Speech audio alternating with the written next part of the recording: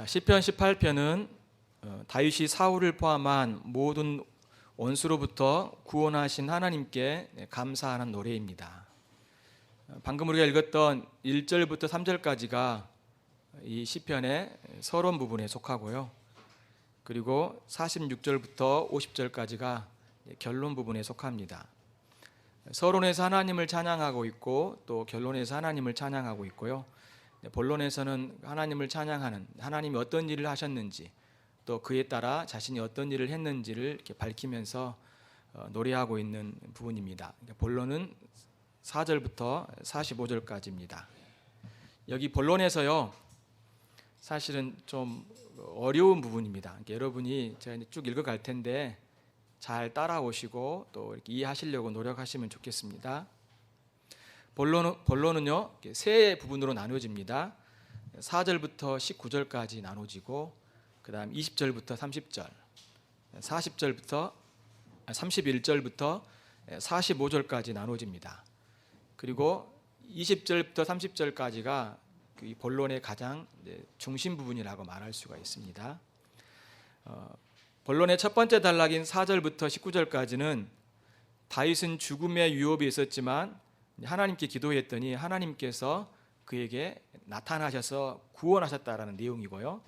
그리고 20절부터 30절까지는 고난 속에서 자신도 하나님께 신실하였고 말씀을 지키고 또 주님을 따랐다는 거죠. 그랬더니 주님께서도 신실하시게 자기에게 상을 주시는 그런 하나님인 걸 묘사하고 있고요. 31절부터 45절까지는 여호와께서 자신에게 힘을 주셔서 다윗이 왕이었지 않습니까? 이방 나라와의 싸움에서 승리를 가져다 주셨음을 하나님께 찬양하고 있는 내용입니다. 그래서 본론에서 말하고자 하는 그 중요한 부분이 어떤 내용이냐면 하나님께서 그에게 어떻게 구원을 베풀어 두셨는지를 우리에게 가르쳐 주고 있고요. 또 그가 그런 가운데 자신이 어떻게 반응했는지 두 가지 면을 다 이야기를 하고 있습니다. 하나님이 구원하신 거죠. 하나님이 구원을 베풀어 주셨지만 그냥 자신은 가만히 있는 상태에서 하나님이 나를 구원하셨다 그런 말이 아니라 그가 어떻게 그 하나님의 구원에 반응했는지를 이야기하고 있는 거랍니다. 첫 번째 부분은 뭐냐면 기도에 관한 거예요. 두 번째는 뭐냐면 자신이 하나님께 순종했다는 겁니다. 세 번째는 하나님이 자신에게 주신 사명에 충실했다는 거예요. 이 부분이 본론에서 강조되고 있는 내용인 것입니다. 자, 그러면 우리가 어려움 가운데 있을 때, 고난과 위기 가운데 있을 때 어떻게 하나님 앞에 우리가 반응을 해야 될지 이 본론을 통해서 우리에게 가르쳐 주고 있는 것이죠. 첫 번째는 우리가 하나님께 기도해야 된다. 둘째는 고난과 어려움 속에서도 어때요? 우리가 끝까지 하나님 말씀을 순종하고 지켜야 된다. 세 번째는 하나님 그에게 주신 사명, 이 왕으로서 이 백성들을 지키고 돌보는 이런 사명을 감당하게 하셨는데 하나님께서 그에게 능력을 주셨기 때문에 이 사명들을 감당할 수 있었다. 그래서 원수로부터 구원해 주셨다. 그 이야기를 다윗이 하고 있는 것입니다. 그런데 이 내용들이 쭉 보게 되면 굉장히 은유적인 표현들이 많이 나오기 때문에 어렵습니다. 특별히 이제 본론의 첫 번째 부분들은 시적인 표현, 특별히 비유적인 부분들을 썼기 때문에 상당히 어려운 부분이 있는데 살펴보도록 하겠습니다. 먼저 4절부터 6절까지를 보면요, 사망의 줄이 나를 얽고 불의의 창수가 나를 두렵게 하였으며 수월의 줄이 나를 두르고 사망의 올무가 내게 이르렀도다. 내가 환난 중에 여호와께 아뢰며 나의 하나님께 부르짖었더니 그가 그의 성전에서 내 소리를 들으시며 그 앞에서 나의 부르짖음이 그의 귀에 들렸도다. 어렵지 않겠죠? 지금 그가 죽음의 유혹 가운데 있었지만 하나님께 기도했다는 겁니다. 기도했더니 하나님께서 어떻게 하셨어요? 기도를 응답하셨다는 것이에요. 근데 어디서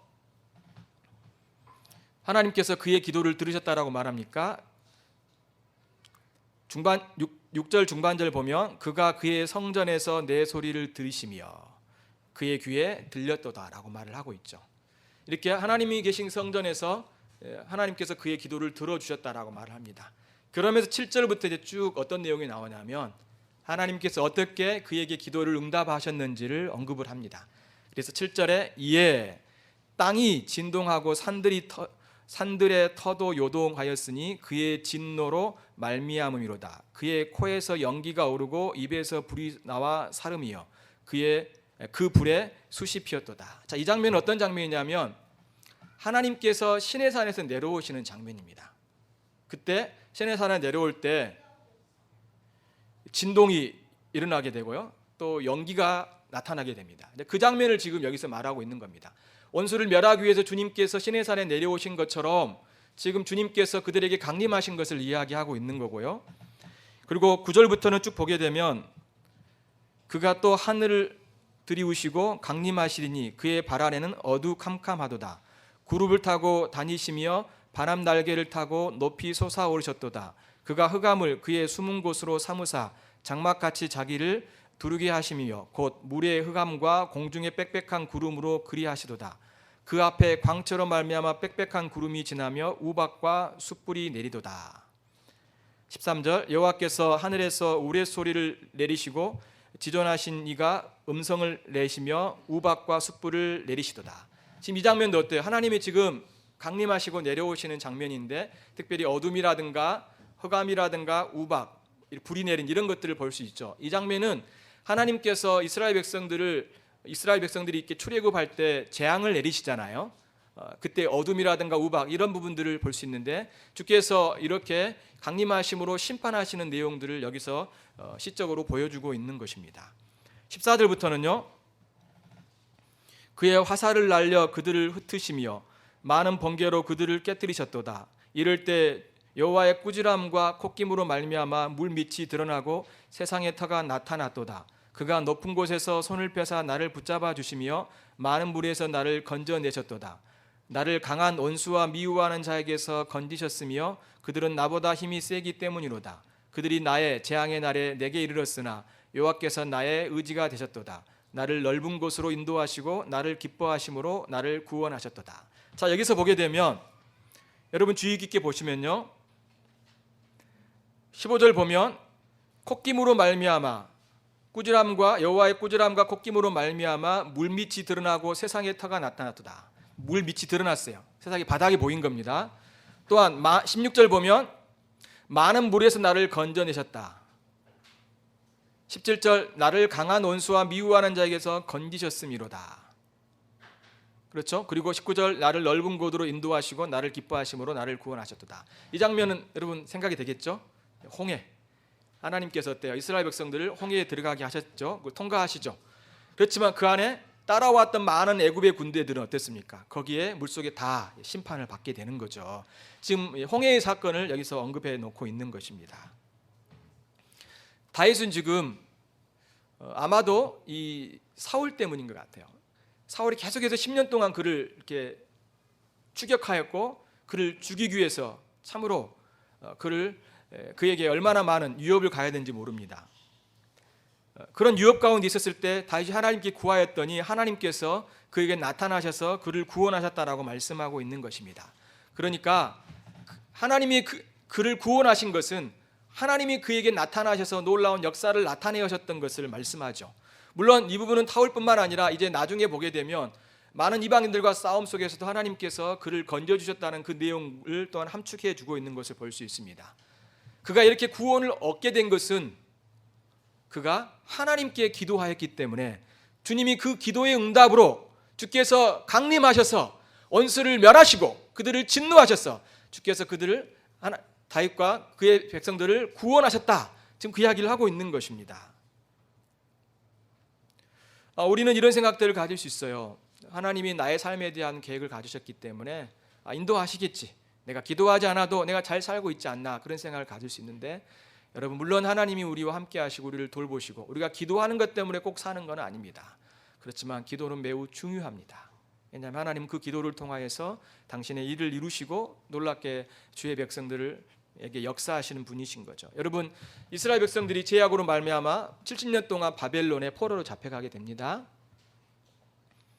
그래서 하나님 분명히 선지자를 통하여서 70년 후에 그들이 돌아올 거라고 말씀하셨어요. 그러면 그들이 알았을까요? 몰랐을까요? 이제 계산을 해보면 70년이라는 것이 계산이 나와요. 알았어요. 그런데 하나님은 선지자를 통해서 그래도 너희들이 기도해야 된다라고 말씀하셔요.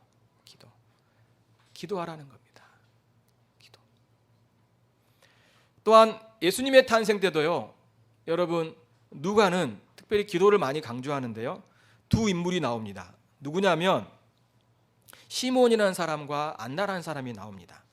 시므온은요, 의롭고 경건하여 이스라엘의 유로를 기다리는 자라고 말해주고 있습니다. 그리고 성령이 그 위에 계시더라고 이야기하는데, 성령께서 주의 그리스도를 보기 전에는 죽지 아니하리라 하는 성령의 지시를 받았다라고 말씀하고 있죠. 특별히 이스라엘의 유로를 기다리는 자라고 말을 하고 있습니다. 그러면 시므온은 어떤 자였을까요? 그리스도의 오심을 기다리는 자였어요. 기다릴 때 어떻게 했을까요? 기도했겠죠. 지금 자기 백성들이 고통 가운데 있으니까 속히 오시도록 기도하고 참으로 우리에게 유로를, 평안을 함으로 그런 안식을 주시도록 간절히 기도했다라고 우리는 볼 수 있습니다. 또한 안나도 어떻습니까? 이제 예수님이 태어나신 다음에 안나가 예수님을 만나게 되지 않습니까? 안나는 어떤 사람이었습니까? 과부가 되고 84세가 되었는데요, 그는 성전을 떠나지 아니하고 주야로 금식하며 기도하였다라고 말씀해 주고 있습니다. 그도 똑같이요, 여호와께 감사하고 예루살렘의 속량을 바라는 모든 사람에게라고 말하면서 어떻습니까? 그러면서 쭉 이야기를 하는데, 그도 역시 여전히 기도하는 자였던 것을 볼 수 있습니다. 물론 예수님은요, 하나님의 때에 오셨습니다. 우리는 그때를 알 수 없어요. 그렇지만 그 백성들이 기도하였다라고 말씀하고 있는 것입니다. 그러므로 기도는 매우 중요한 것입니다. 여러분의 삶의 어려움뿐만 아니라 하나님의 구원의 역사를 이루어가는데 하나님은 우리의 기도를 사용하시는 분이신 것이죠. 그래서 여러분, 기도하길 힘쓰시고 하나님의 도우심을 구하길 힘쓰셔야 됩니다. 그럴 때 주님께서는 오늘 말씀처럼 시내산에 강림하시듯이, 또한 애굽에서 주님이 심판하시듯이, 또한 주님께서 홍해를 통하여서 그 백성들을 구원하시고 원수를 주님이 물 안에 수장시키셨듯이 자기 백성들을 구원하신 그 하나님이 우리의 삶 속에서 또한 주님이 역사하시고 자기 백성들을 구원하시는 놀라운 하나님인 것을 말씀해 주고 있는 것입니다. 자, 20절부터 이제 30절까지는 어떤 내용이냐면, 앞서 내용은 하나님께 다윗이 기도하였고 그 기도의 응답으로 하나님이 구원하셨다라고 말씀하고 있습니다. 20절부터 30절까지는 하나님께서 자신에게 구원을 베풀어 주셨는데 자신 또한 그냥 가만히 있는 것이 아니라 그도 그 어려움 가운데, 고난 가운데 끝까지 하나님의 말씀을 지켰다라고 그가 이야기하고 있는 것입니다. 다 읽어보진 않겠고요, 20절과 21절을 같이 한번 읽어보겠습니다. 20절 21절 시작. 여호와께서 내 의를 따라 상 주시며 내 손의 깨끗함을 따라 내게 갚으셨으며 이는 내가 여호와의 도를 지키고 악하게 내 하나님을 떠나지 아니하였으며. 그렇죠. 22절에서도 그의 모든 규례가 내 앞에 있고 내게서 그의 율례를 버리지 아니하였습니다 라고 말합니다. 그렇죠. 그가 어떻게 했습니까? 그가 고난 가운데, 어려움 가운데서도 하나님의 말씀을 지키는 의로운 자로서, 신실한 자로서, 율법을 지키는 자로서의 삶을 살았다라고 말씀해 주고 있습니다. 그래서 24절 보면요, 그러므로 여호와께서 내 의를 따라 갚으시되 그의 목전에서 내 손이 깨끗한 만큼 내게 갚으셨다라고 말을 합니다. 그가 하나님 말씀을 지키고 의로운 자로서의 삶을 살았더니 주님께서 그에게 은혜를 베풀어 주시고 보상해 주셨다라고 말씀합니다. 그러면서 주님은 참으로 공정하신 분, 공평하신 분인 것을 이제 25절과 26절에서 말씀하시죠. 같이 읽어볼까요? 시작. 자비로운 자에게는 주의 자비로우심을 나타내시며 완전한 자에게는 주의 완전하심을 보이시며 깨끗한 자에게는 주의 깨끗하심을 보이시며 사악한 자에게는 주의 거스름을 보이시니라. 그렇죠. 우리가 하나님 말씀을 지키고 또한 우리가 그분의 말씀을 따라갈 때 주님께서도 우리에게 어떻게 하십니까? 당신의 놀라운 은혜를 베풀어 주시는 것입니다. 그 백성들에게 상을 베풀어 주시는 것이죠. 이렇듯 27절 보면 주께서 공고한 백성은 구원하시고, 이 공고한 백성은 누구겠습니까? 다윗이죠. 넓게는 그리스도를 믿는 자들, 우리인 거죠. 구원하신다는 거죠. 그렇지만 교만한 눈은 낮추신다라고 말씀하고 있습니다. 이 전체 연결 속에서 충분히 이해가 되는 말씀이지 않습니까? 그러면서 마지막 30절 보면 하나님의 도는 완전하고 여호와의 말씀은 순수하니 그는 자기에게 피하는 모든 자의 방패시다 라고 말을 합니다. 여기서 하나님의 도는 완전하고 여호와의 말씀은 순수하다는 말은 뭘까요? 이것은 언약을 지키시는 그 하나님, 그 말씀하신 것을 반드시 이루신 하나님, 그것을 이야기하고 있는 것입니다.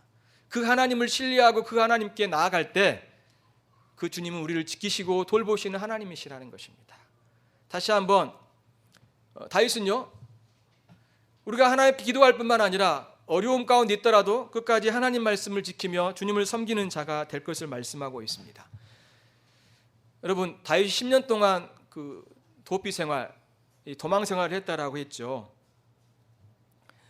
사울을 2번이나 죽일 수 있는 기회가 있었습니다. 그런데 다윗은 사울을 죽이지 않았습니다. 하나님의 기름 부음 받았기 때문인 것이죠. 그 심판을 자신이 지금 계속해서 고난과 역경과 어려움과 학대와 핍박을 받고 있지만 그것을 하나님께 맡겨드렸죠. 그는 끝까지 하나님 말씀에 순종하고 신실했던 것을 볼 수 있죠. 그가 정말로 긴 오랜 방황, 그런 어떤 도피 생활 가운데 그가 끝까지 하나님의 말씀을 지키는 모습을 볼 수 있습니다. 이것은 우리에게 어떠한 어려움과 고난과 핍박이 일지라도 우리가 세상의 방법을 쓰지 말고 하나님의 방법을 붙들고 나아갈 것을 가르쳐주고 있는 것이죠. 저의 예를 한번 들어볼까요? 바울이 데살로니가 전서에서 이렇게 이야기하죠.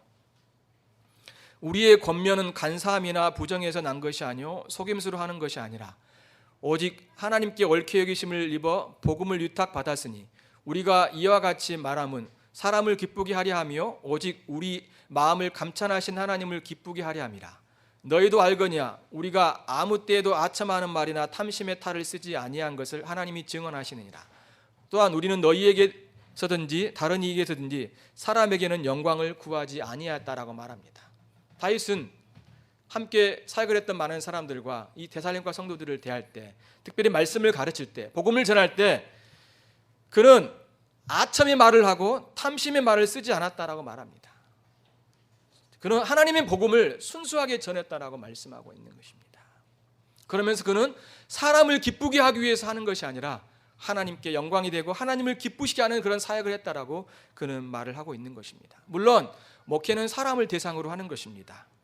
그렇지만 사람을 기쁘게 하는 것이 목회가 아니라 하나님을 기쁘게 하는 것이 목회라는 것입니다.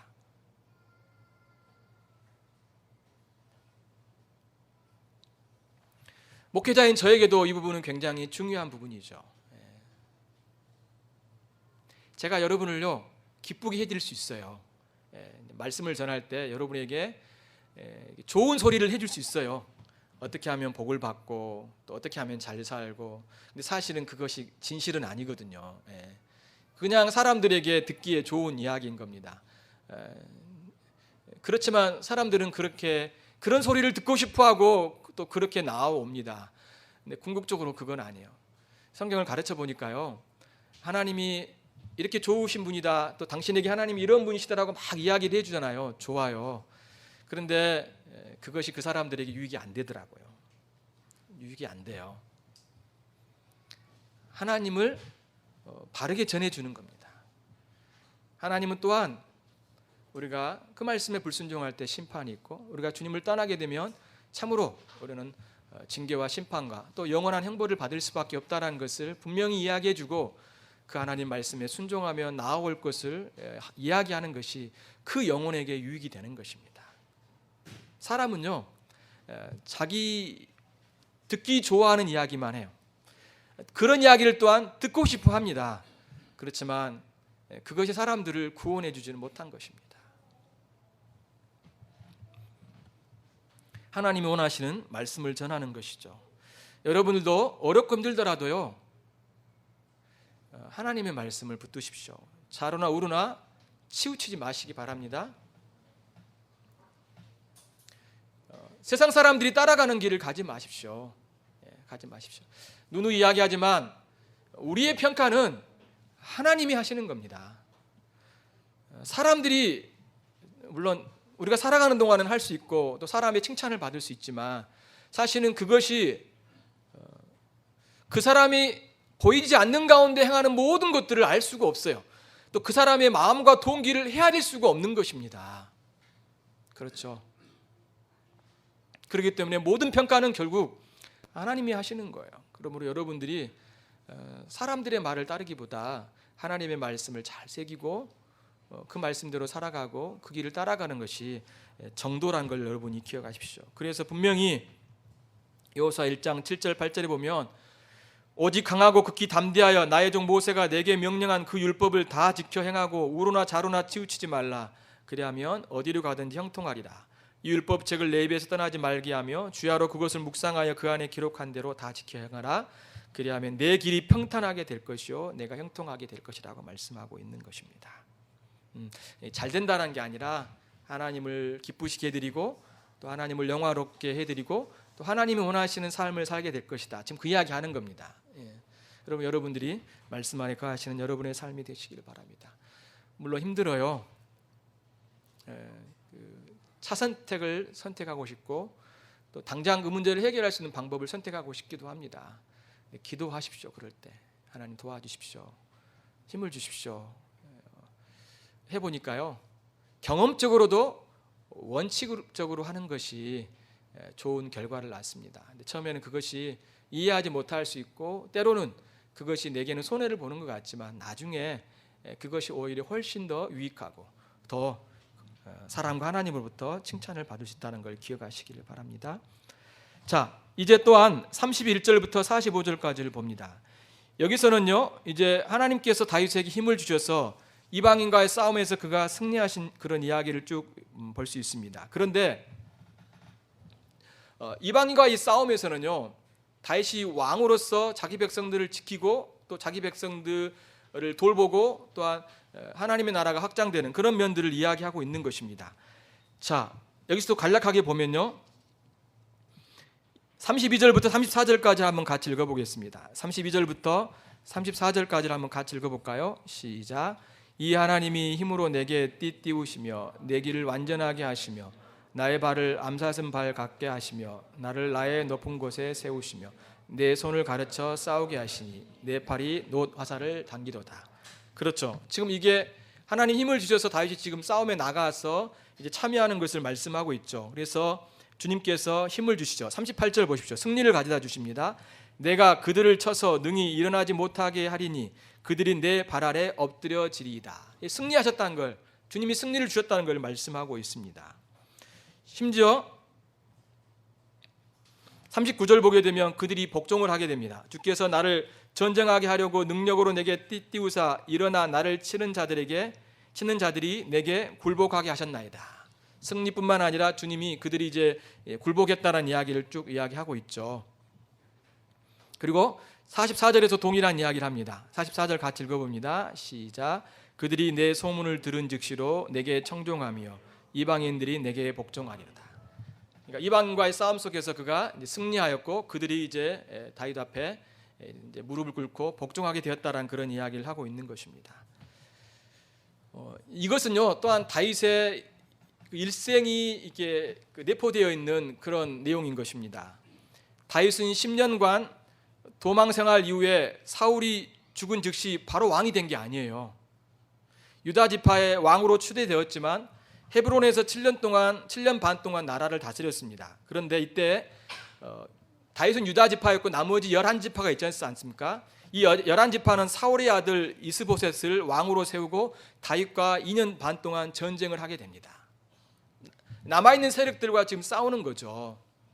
그리고 이스보셋이 이제 부하에게 살해를 당한 후에 다윗은 이스라엘 12지파의 왕으로 그제서야 추대가 되고 사무엘하 8장에서 다윗은 주위에 있는 이방 나라 블레셋과 아람과 암몬과 모압과 에돔을 이제 정복하는 이야기가 쭉 나와요. 그래서 사무엘하 8장 1절 2절 보면 이렇게 이야기합니다. 그 후에 다윗이 블레셋 사람을 쳐서 항복을 받고 블레셋 사람들의 손에서 메덱 암마를 빼앗았으므로 다윗이 또 모압을 쳐서 그들로 땅에 엎드리게 하고 줄로 재어 그 2줄 길이의 사람은 죽이고 1줄 길이의 사람은 살리니 모압 사람들이 다윗의 종들이 되어 조공을 드리니라. 자, 이 장면과 아주 일치한 것을 볼 수 있죠. 하나님이 다윗에게 힘을 주셔서 그 이방인과 싸움에서 승리를 주셨다는 것입니다. 그래서 그 원수들이 이제 굴복하고 복종하게 되었다는 것을 지금 다윗이 이야기하는 것이죠. 이러한 모든 승리가 주님으로부터 왔다라고 그가 고백하고 있는 것입니다. 이 장면은 하나님 나라의 확장을 말하는 것입니다. 단순히 전쟁만 이야기하는 것이 아니에요. 그들이 우상을 숭배하고 하나님을 떠났기 때문에 이제 그들과의 싸움에서 승리한 것은 결국 그들이 주님께 돌아왔다는 것을 이야기하고 있는 것입니다. 그래서 다윗의 통치로 하나님의 복이 이방인까지 흘러가게 될 것을 말씀하고 있는 것이죠. 이것은 다윗의 사명과 연관이 있는 것입니다. 그는 어땠습니까? 하나님 주신 그 사명을 기억하여서 이제 하나님의 능력을 가지고 왕으로서의 그런 사명을 잘 감당했다. 그 이야기를 쭉 하고 있는 것입니다.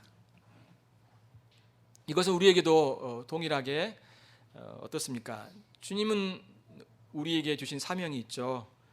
그 사명을 우리가 수행할 때 우리에게 힘을 주시는 분이십니다. 그리고 우리가 직장 생활을 할 때 단순히 우리의 생계 유지만을 위해서 하지 않아야 될 것입니다. 하나님 우리에게 주신 사명으로 여기고 그 안에서 하나님의 성품과 하나님의 말씀을 가지고 우리가 하나님의 나라가 온전히 확장될 수 있도록 우리가 헌신하는 일들이 무엇보다도 필요한 것입니다. 그러기 위해서 무엇보다도 우리는 기도해야 되고 또 많은 경우 참아야 되고 또한 하나님의 도우심과 능력을 우리가 임해야 되는 것을 말씀하고 있죠. 자, 이렇게 주님이 자신의 삶 속에 역사하셨죠. 그리고 46절부터 45절까지는 이 하나님이 자신에게 하신 것에 대해서 다시 한번 찬양하고 마치는 것을 볼 수 있습니다. 46절 여호와는 살아계시니 나의 반석을 찬송하며 내 구원의 하나님을 높일지어다. 이 하나님이 나를 위하여 보복해 주시고 민족들이 내게 복종하게 해주시도다. 지금 연결이 되는 거죠. 주께서 나를 내 원수에게서 구주하시니 주께서 나를 대적하는 자들의 위에 나를 높이 드시고 나를 포악한 자에게서 건지시나이다. 여호와여 이러함으로 내가 이방 나라 중에 주께 감사하며 주의 이름을 찬송하리로다. 지금 이방 나라로부터 어땠어요? 승리를 했기 때문에 그곳에서 하나님께 감사하고 찬양하고 있는 것을 볼 수 있습니다. 지금 이방인들이 주께 돌아온 거예요. 하나님이 놀라운 일을 하셨기 때문에 다윗이 지금 그 이방 나라 가운데서 하나님께 찬송하고 주의 이름을 높이는 것을 볼 수 있죠. 자, 이 49절 말씀은요, 사실은 로마서 15장 9절에 나옵니다. 이것은 바울이 인용하는 말씀인 것이죠. 그리스도는 이방인을 부르셔서 바울 자신과 함께 하나님 아버지를 이제 찬양하게 한 것을 이 말씀을 가지고 그가 인용해서 이야기하고 있는 것입니다. 하나님이 바울을 어떤 자로 부르셨습니까? 이방인의 사도로 부르셨죠. 그래서 복음을 전했지 않습니까? 이방인들이 주께 돌아온 가운데 어때요? 그가 그 가운데서 하나님을 이제 이 말씀을 인용하면서 찬양하고 있는 것을 볼 수 있어요. 그러면서 50절 보십시오. 여호와께서 그 왕에게 큰 구원을 주시며 기름 부음 받은 자에게 인자를 베푸시며 영원토록 다윗과 그 후손에게라고 말씀해 주고 있습니다. 자, 그러면 이 말씀은 어디까지 향하고 있습니까? 다윗뿐만 아니라 그 후손에게도 이러한 놀라운 하나님의 구원과 인자하심을 나타내실 것을 말씀하고 있죠. 그 후손이 누굴까요? 예수 그리스도. 그렇죠. 그리스도를 통해서 어때요? 이방인들을 주께 돌아오게 할 걸 말씀하고 있고 또 그 가운데 하나님을 찬송하고 하나님을 높이는 일들이 있을 거라고 말씀해 주고 있습니다. 뿐만 아니라 그의 후손은 누구입니까? 우리가 그의 후손이죠. 그렇죠. 우리도 함께 이방인들이 주께 돌아올 뿐만 아니라 우리도 함께 주님을 찬송하고 주님을 높이는 일들이 있을 것을 말씀해 주고 있는 것입니다. 다윗은 이 시편을 통하여서 하나님의 구원을 어디까지 향하고 있습니까? 예수 그리스도까지. 이방인들이 주께 돌아온 것까지 쭉 이야기하면서 주님이 하실 일들을 여기서 선포하면서 찬양하고 높여드리고 있는 것입니다. 이 말씀을 마무리하겠습니다. 다시 본론에서 우리가 생각해 보십시오. 다윗이 하나님 행하신 일들을 찬양하였습니다. 또 그러면서 그는 어떻게 했습니까? 그도 그 하나님의 놀라운 구원 앞에 세 가지의 모습으로 반응을 하죠. 첫 번째는 어떻게 했다고요? 기도하였습니다. 기도하였어요. 두 번째는 뭐 했습니까? 그도 하나님 말씀에 순종했습니다. 세 번째는 하나님의 능력으로 하나님 주신 사명을 감당했습니다. 그래서 그 놀라운 역사를 이루신 그 하나님을 찬양하고 있는 것을 볼 수 있습니다. 사랑하는 성도 여러분, 여러분들도 기도하십시오. 그리고 여러분 어떤 형편에 있든지 간에 여러분들이 하나님 말씀을 신실하게 지키십시오. 또한 하나님의 능력을 힘입어서 여러분에게 맡겨주신 그 사명들을 감당하십시오. 감당하십시오. 하나님 말씀대로 또한 하나님 의지하면서 주께서 여러분에게 힘을 주실 것입니다. 복음을 전하십시오. 또 하나님의 사랑을 증거하십시오. 주님 우리를 통하여서 놀라운 역사를 보이시고 또한 하나님께서 우리를 통하여 찬송과 경배를 받으실 것입니다. 이러한 은혜가 하나님께서는 우리 모두에게 있을 것을 말씀하시면서 늘 주님을 찬송하는 주의 백성들이 되길 원하신 것을 가르치십니다. 하나님 은혜가 함께 하시는 여러분이 되시기를 바랍니다. 같이 기도하겠습니다.